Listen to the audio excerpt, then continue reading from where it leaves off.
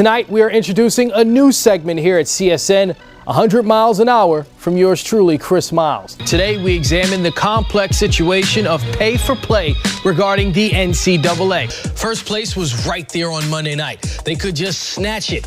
Instead, here the Skins are at 5-7, caught in a three-way tie with two other mediocre teams. And it's all their fault.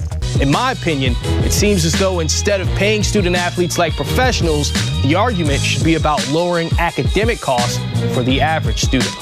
He was not a game manager that handed off to talented running backs. Alfred Morris, Matt Jones only had 34 yards on the ground. Cousins was the man, the guy. 317 yards passing, 3 touchdowns, and a rushing touchdown.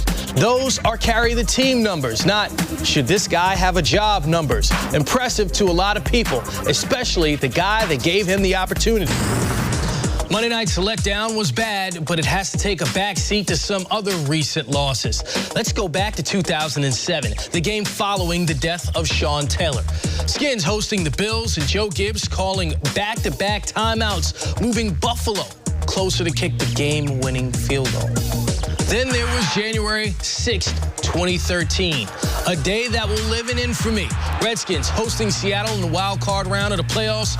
All of the hope and promise shut down in one game. RG3 injures his knee. The Redskins blow a lead, and the franchise hasn't been the same since.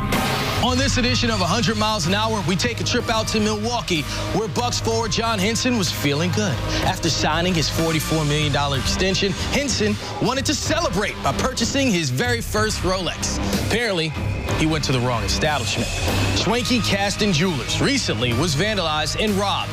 John Henson had nothing to do with that, but he paid the price for others' bad behavior.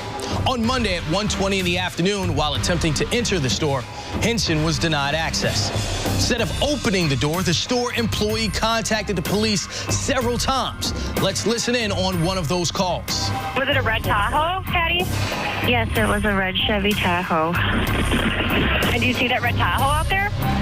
I don't see it. I am hiding in the office. I don't want them to see me out there. We're pretending like we're closed.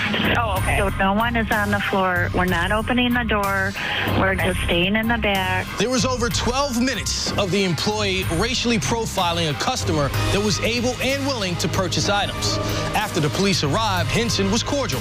He was asked what he planned on purchasing. Henson replied he was just trying to shop like any other normal customer. Story over, right? Millionaire that's on billboards in the city driving a vehicle given to him by a local dealership granted access to the store, right? No harm, no foul, correct? Wrong. The employee allowed the officer to come inside and requested that Henson enter through the back door. The employee also requested the officers remain in the store as Henson looked at the watches. The officers declined to do so. Henson left, but did not remain silent. It was a tough situation, kind of a surreal moment, but, it's one of those things that happens, and, I felt like I needed to speak on it, and, I never want anybody else to go through that. That's the biggest thing for me, man. That is, it's not a good feeling. The Milwaukee Bucks acknowledged the incident publicly via Twitter, saying, quote, troubling for the entire Bucks family. Nobody should have to experience what John did. The president of Schwenke Caston Jewelers met with Henson and afterwards released this statement, saying, quote, we believe that everyone, professional athlete or not, deserves to be treated with dignity and respect. And this is what's important. John Henson is not a criminal, but he was treated like one. Instead of stooping down to the level of his accusers, he stepped up to the level of role model. He's a prime example of how to overcome racial profiling and teach future generations how to react when treated poorly.